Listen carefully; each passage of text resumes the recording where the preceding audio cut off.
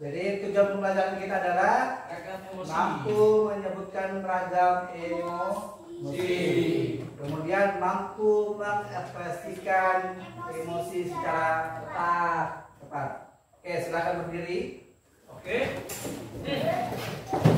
Kalian bertatapan dengan pinggir, pinggir. Masih kata di tengah. Kamu di tengah sini. Sini.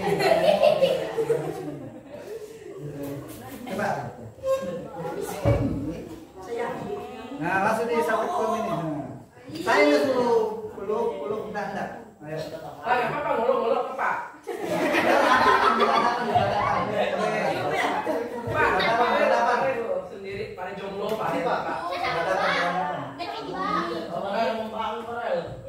Usahakan rapi, usahakan rapi. Oh, ini ganti.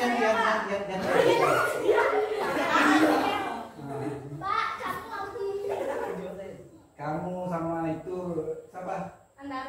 Andara dengan ini. Kamu pindah ke sana. Ini saya sata.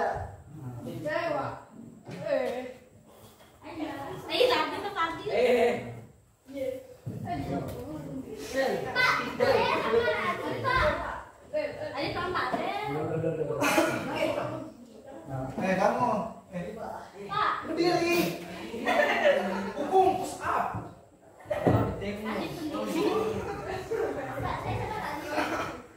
Berjalan para si kalian berhadapan. Pegang tangannya kawannya.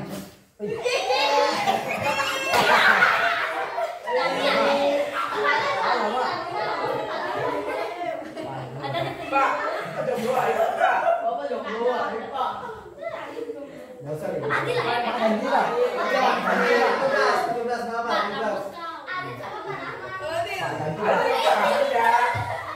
Pak ganti. Kalian berhadapan. Seperti ini ya. Pak ganti ya Pak. Body apa body? Pegang tangan kawannya.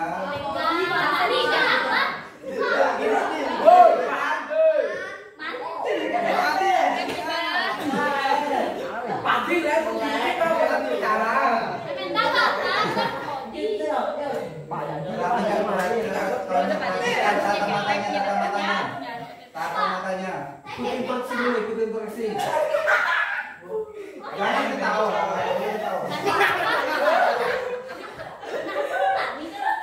Kesantan gak bebet deh. Kamu cantik deh. Buat tahu kita aja. Perbaiki. Cepat banget. Cepat kalian.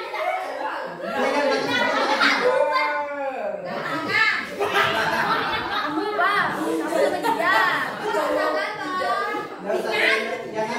Teman ketemu. Lagi jalan.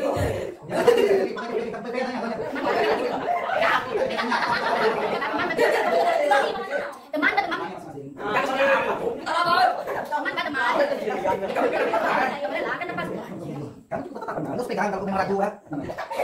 Kan speaker. Dan ekspresikan masing-masing ekspresinya.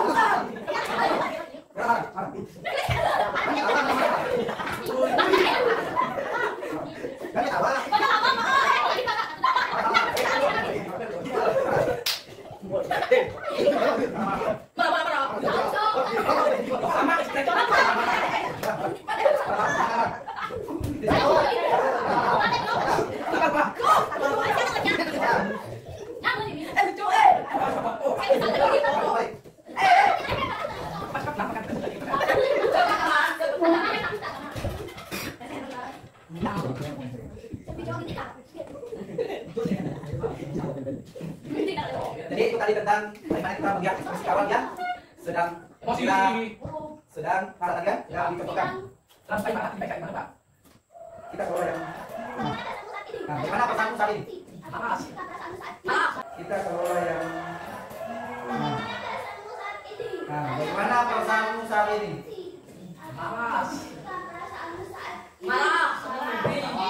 Marah kah? Sedih kah? Senyum? Benci? Apa ini? Nah, cemas atau rasa sakit.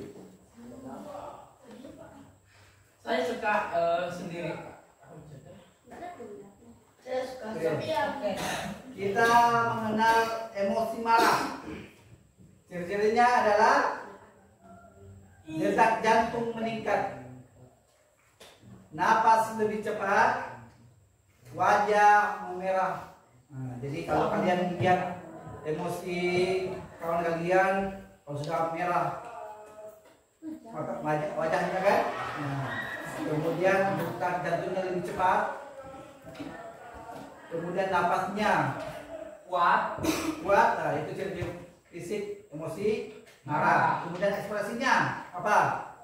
Berteriak, marah-marah dengan nada yang tinggi. Nah, melontarkan kata-kata yang kasar. Kemudian emosi sedih. Air mata keluar, tubuh terasa lemas dan Bau menunduk. Nah, Air ingus keluar. ini direkam kita nih, direkam jangan banyak bohong ini. Direkam kita nih. Nah, hati-hati. Nah, jadi ciri-cirinya adalah fisik, air mata keluar. Contohnya apa? Kita sedang menangis. Kemudian tubuh terasa lemas. Tubuh terasa lemas. Kapan kita bisa merasakan seperti itu? Tubuh terasa lemas ketika Sedih.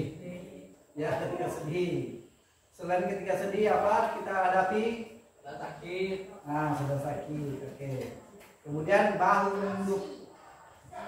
Apa ekspresinya? Wajah muram. Tidak kurang semangat. Suara lembut dan bergetar. Jadi itu emosi sedih. Kemudian emosi takut. Nah, takut gimana takut?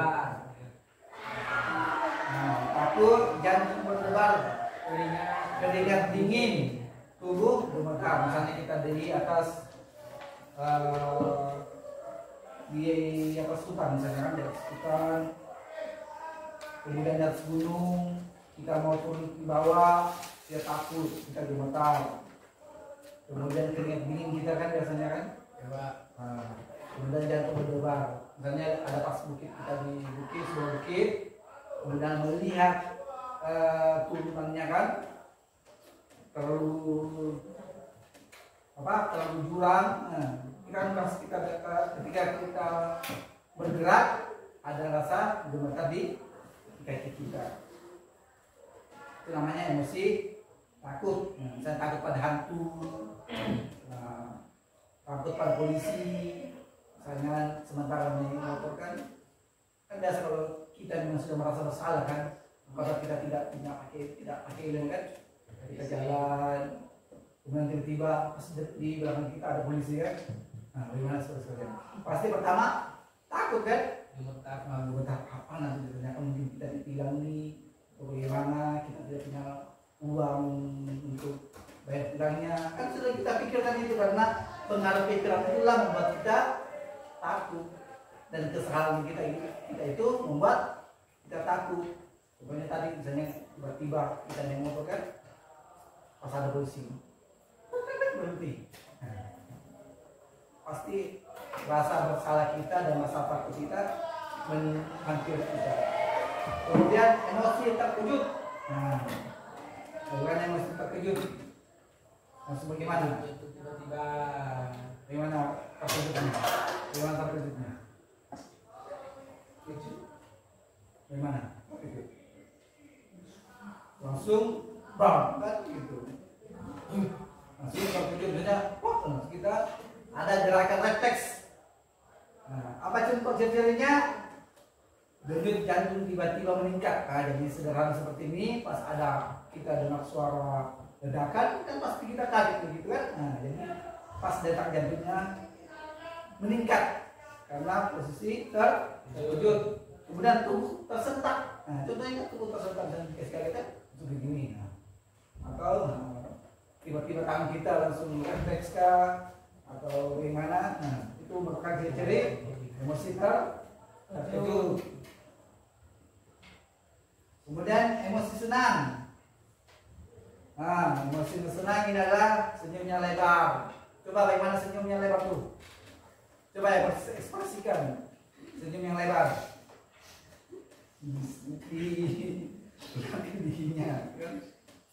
Kemudian tubuh terasa ringan. Nah, enjoy aja. Kemudian energi meningkat.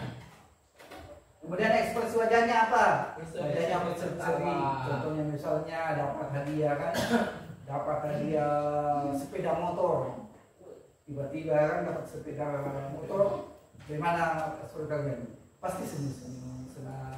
Ada lah yang membanggakan kan? Jadi merasa ringan.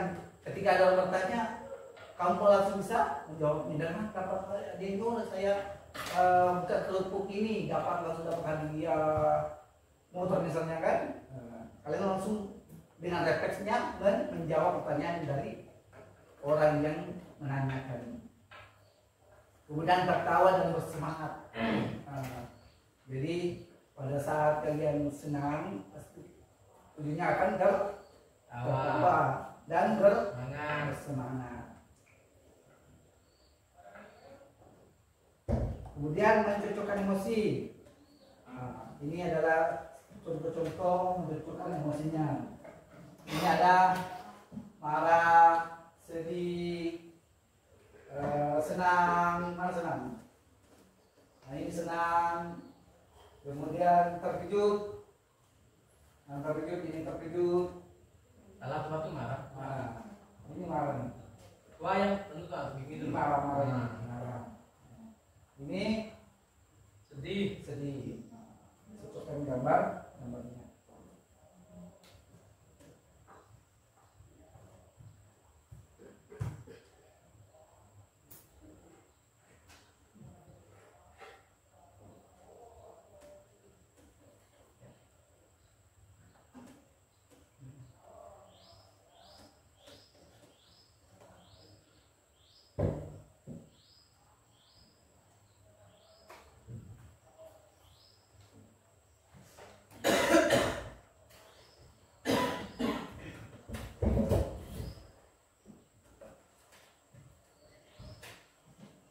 Ini mengelola emosi, kunci hidup seimbang dan bahagia. Jadi kita sudah tadi mengenal emosi kan? Ya, Pak. Ada emosi takut, terkejut, senang, bahagia.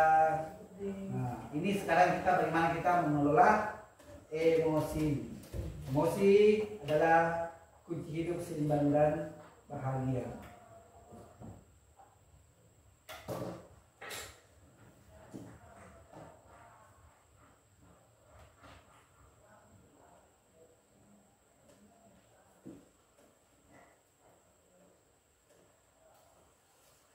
Nah, penyebab umum emosi negatif adalah faktor internal ada ketidakpastian. Nah, jadi penyebab emosi itu, emosi yang negatif adalah ada faktor internal, artinya faktor dari dalam diri kita. Jadi apa yang kita rasakan, emosinya itu adalah ada dua faktor, faktor internal dan faktor eksternal. Internal itu dari dalam diri kita sendiri. Kalau dari luar, nah itu bisa dari orang lain, dari lingkungan. Faktor internal ini adalah ketidakpastian. Contohnya apa? Misalnya mau diajak jalan-jalan kan, mau diajak jalan-jalan ke luar kota misalnya. Nah, tapi tiba-tiba hari itu ada isu bahwa kalian batal mau berangkat. Karena apa? Karena tiba-tiba hujan deras. Nah, jadi ketidakpastian inilah yang membuat kita merasa dari mana ini mau berangkat tapi hujan kan. Nah, jadi faktor dalam diri kita sendiri, melihat cuaca, apakah kita menginginkan berangkat atau tidak kan, itu namanya ketidakpastian. Kemudian perfeksionis. Jadi perfeksionis ini adalah mau perfect atau mau sempurna, mau sempurna. Misalnya mau ke sekolah harus pakai celana yang mengkilap misalnya kan, celana mengkilap, tidak boleh ke sekolah kalau tidak menggunakan celana yang bagus, celana yang harganya mahal.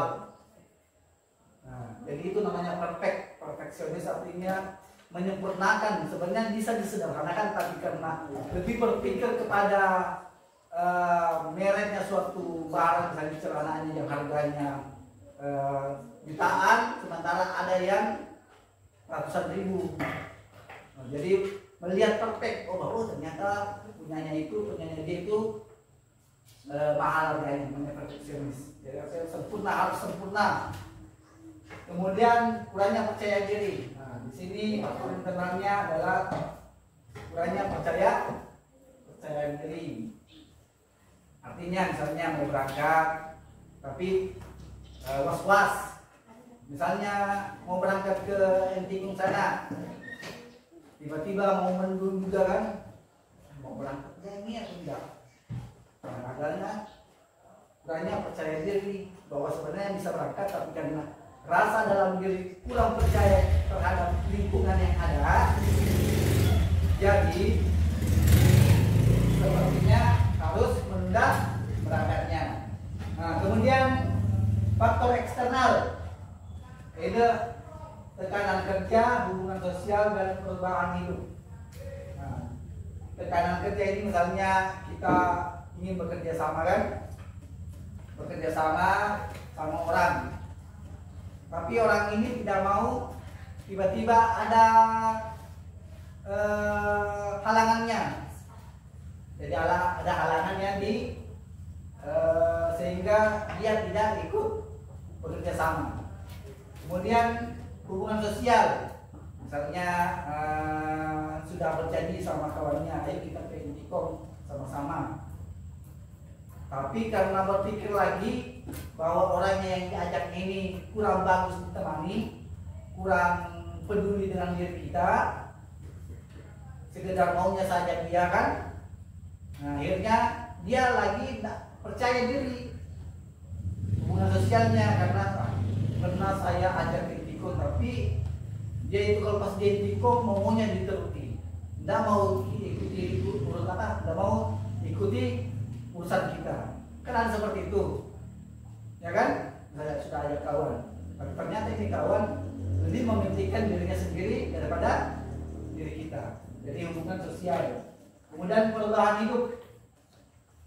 Jadi ada konsep perubahan hidup, misalnya anggaplah mau keluar ke Indicom sana lagi, kita jalan-jalan ke Indicom, tiba-tiba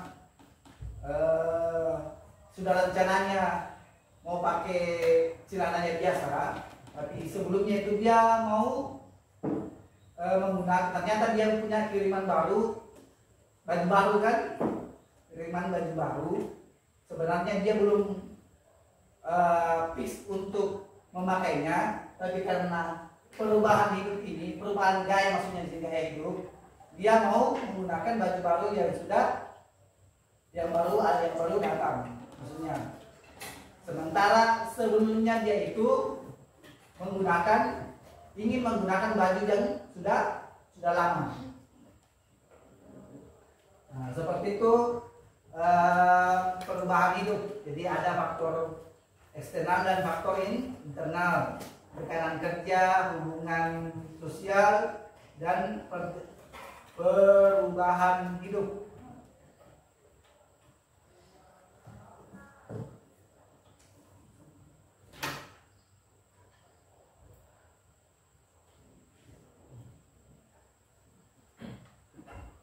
Lanjut. Penyebab emosi negatif.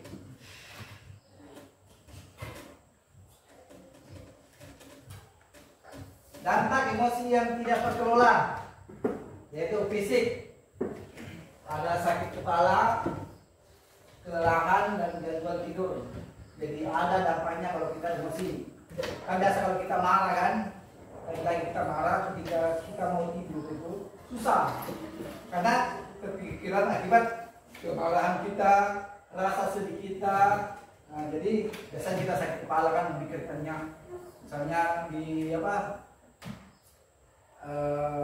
sudah diajak mau pergi jalan, ternyata tidak jadi, akhirnya meluangkan emosinya pergi tidur karena terpikir bahwa sudah banyak agendanya mau di sana tempat liburannya misalnya, akhirnya dia sakit kepala, kelelahan, dan gangguan tidur. Misalnya sudah terlelap tapi tidak bisa terlelap karena masih ada pikiran-pikiran yang mengakibatnya tadi dia marah.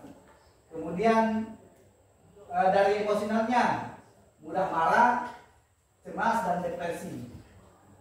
Jadi akibat dampak emosi itu ada sehingga bisa kita mudah marah, kemudian cemas, dan depresi.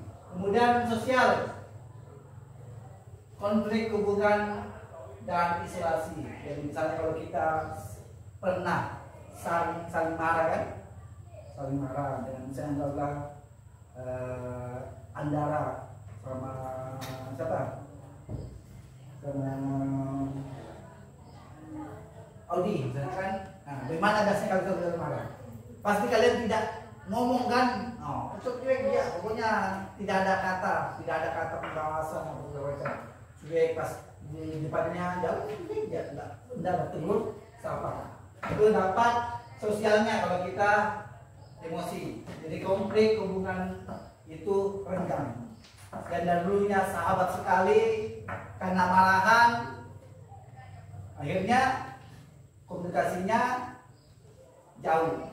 Kemudian adanya isolasi, misalnya misalnya hari Senin dia marahan misalnya kan, hari Minggunya masih sama, tapi ternyata hari Selasanya tinggal di rumahnya masing-masing, itu namanya isolasi.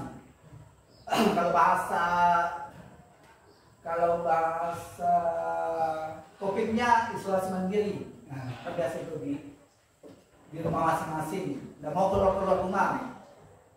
Akibat dari sosial emosi ini. Oke, paham nggak? Jadi ada 3 dampaknya: dampak fisik, dampak emosi itu sendiri, kemudian dampak sosialnya. Dampak fisiknya sakit kepala, kemudian kelelahan, gangguan tidur. Kemudian emosionalnya, mudah marah, kemudian cemas dan depresi. Cemas ini bisa saja dia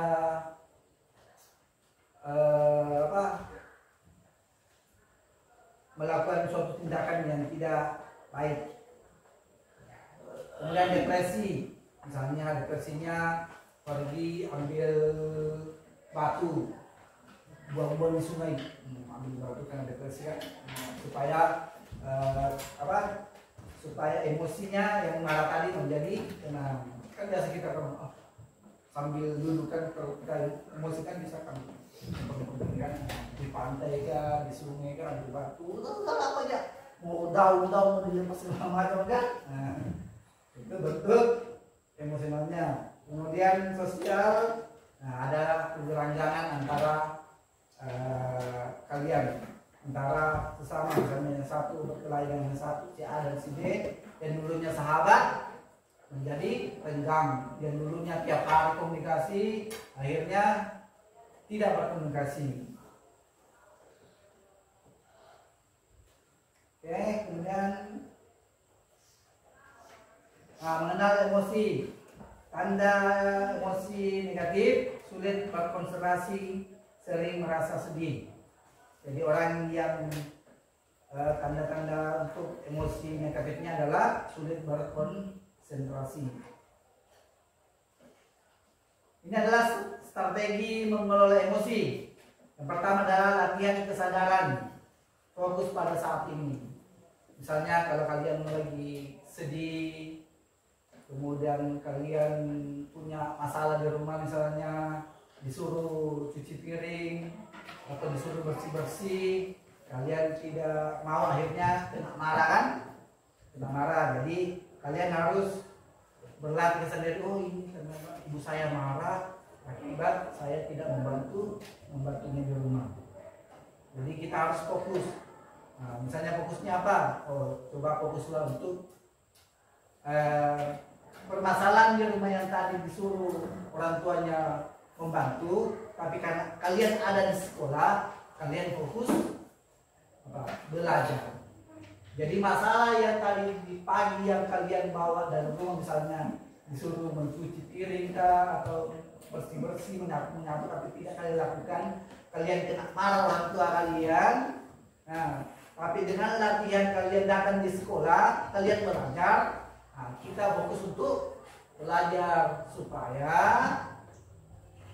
masalah di rumah itu hilang sendiri, karena kita fokus belajar, fokus bermain sama kawan-kawan, belajar bersama sama. Kemudian ekspresi emosi positif. Nah, bisa menulis, misalnya menggambar, misalnya suka menggambar bunga, menggambar film kartun misalnya, sementara emosi kan, ambil catat-catat atau menulis di kertas-kertas buram, itu merupakan salah satu meluangkan emosinya. Kemudian mengubah pola pikir dari negatif menjadi positif. Nah, contohnya tadi misalnya kalian dari rumah dapat tugas, dapat kena marah orang tua kalian karena tidak membantu misalnya kan.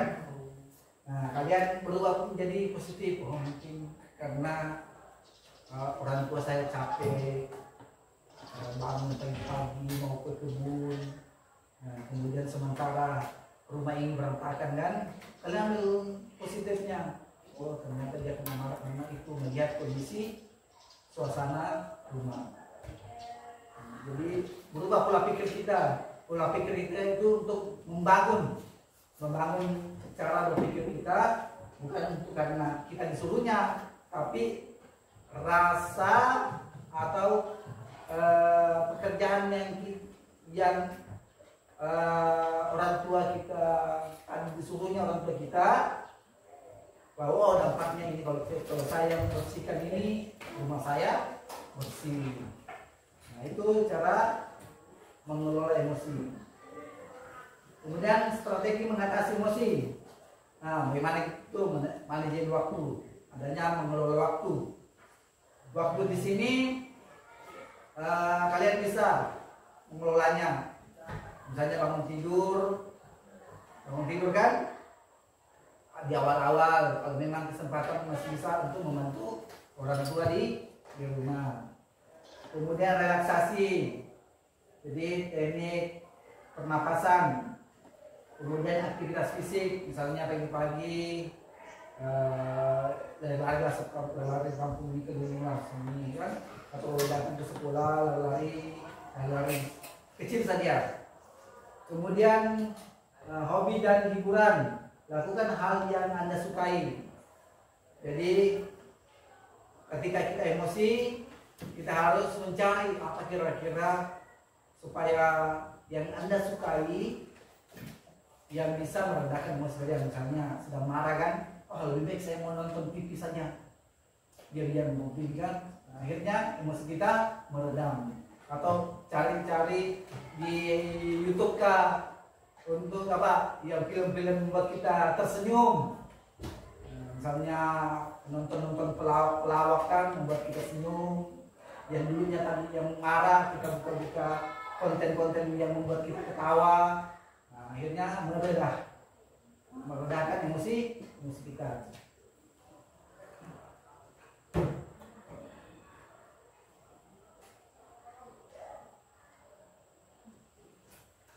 Nah, pentingnya dukungan sosial, bicara dengan teman. Nah, jadi kalau kalian sedang punya masalah, kalian harus bicara dengan kawan-kawannya, jangan dipendam. Tapi cerita sama kawan yang kalian percayai, bukan kepada sembarang saja. Sempat punya kalian privasinya berbeda kan? Privasi kalian seharusnya tidak boleh diketahui orang lain, tapi karena kalian salah menyampaikan, ternyata orang yang kalian sampaikan itu kurang amanah alias ember bocor. Nah, tau nggak ember bocor tuh? Nah, mungkin kalian sudah tahu istilah itu kan? Jadi tidak bisa menyimpan amanah. Contoh, ember bocor itu kan kalau kita isi air kan bocor lagi. Nah, ibaratnya air itu amanah. Tapi kalau orang yang tempat curhat tidak amanah, sia-sia juga. Jadi harus mencari orang yang bisa kita tempat curhat, bisa om ke pokoknya yang kalian percayai lah. Kemudian komunitas, ikut kelompok-kelompok yang mendukung hobi dan spiritual kalian. Contohnya kalau kalian memang suka hobi main poli misalnya kan, kalian main poli. Kalau kalian main poli suka, kalian gabung dengan orang main poli. Kemudian membuat rencana mengelola emosi. Yang pertama adalah mengidentifikasi kenapa kita emosi. Kemudian kenapa saya emosi? Misalnya kan, oh ternyata saya emosi karena gigi saya sakit. Coba kalau kalian sakit ini kan, ditanya-tanya kan, apa solusinya? Pasti bilang, jangan dulu tanya saya lagi sedih kan. Otomatis tuh. Jadi kita harus mengingat kenapa kita emosi.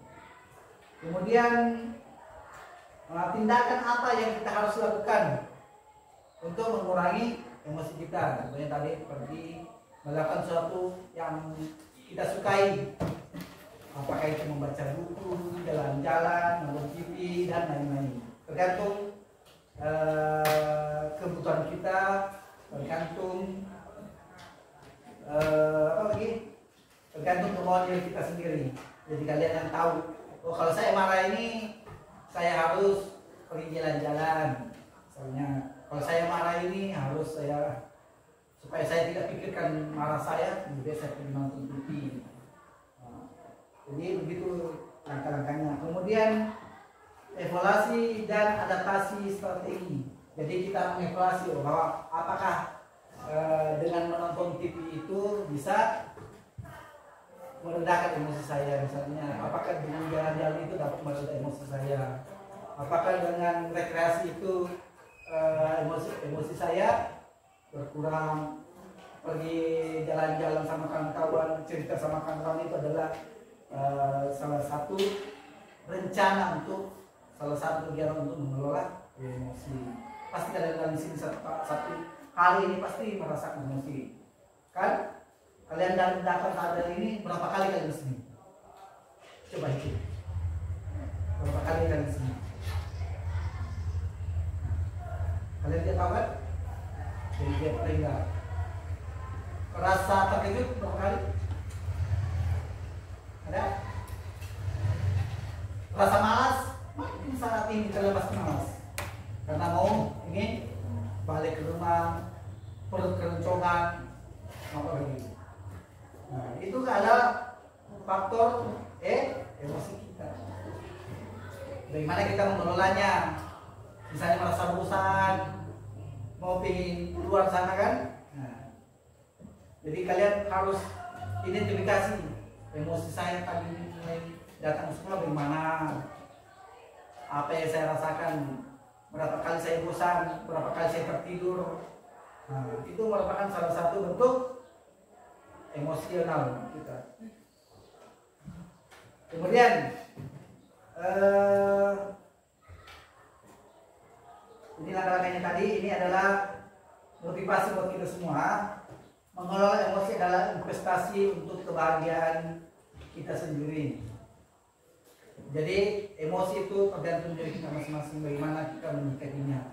Orang lain bisa memberikan support, tapi kalau dalam diri kalian tidak bisa mensupport apa dukungan dari orang lain, itu juga tidak bisa.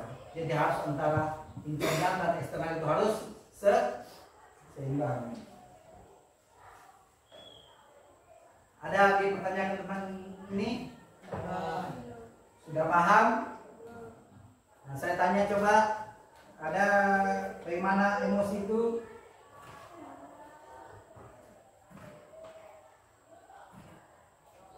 Jadi banyak kita berlatih-latih dalam sehari kita ini, kita tidak tahu dari kali kita berangkat dari rumah ke sini berapa kali kita meluangkan emosi kita. Banyak kan emosi itu, ada senang, tersenyum, kita berapa kali itu tersenyum tadi, banyak kali kan.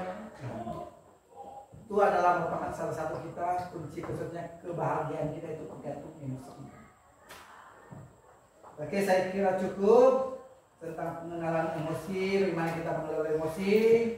Semoga apa yang kita pelajari ini kalian aplikasikan dalam kehidupan sehari-hari. Kalian hitunglah berapa kali dalam sehari kalian marah.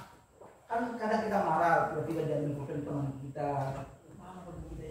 Saya ada yang sini jahil kan, nah, suka mengambil barang teman, main-main, suka bergurau. Nah, kita jaga emosi kita. Inilah lingkungan sekolah kita seperti ini. Nah, kita ini punya watak yang berbeda-beda. Karena hati dan pikiran kita menyatu, akhirnya kita berdamai dengan kawan-kawan kita. Kalian masih punya kesempatan untuk berkembang, sama-sama berkembang, sama-sama sekolah, punya otak yang sama, punya pikiran yang sama untuk meraih cita-cita. Oke, saya kira cukup pembahasan kita tentang mengelola emosi. Sudah kita praktikkan tadi, bagaimana kita ketawa, bagaimana kita tersenyum, bagaimana kita marah sama kawan. Sudah kita aplikasikan, kita sudah lihat ekspresinya kan bagaimana. Oke, apa kabar hari ini? Baik, baik hatiku, baik pikiranku, baik tubuhku. Fresh. Oke, sebelum kita kembali kita membaca sudah kita kembali ke rumah ya, Oke, sebelum kita kembali ke rumah, mari kita membaca doa agama dan masing-masing berdoa mulai.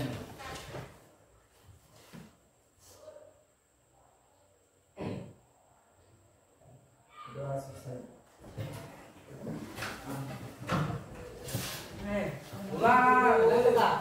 Kalian kumpul di situ di teras.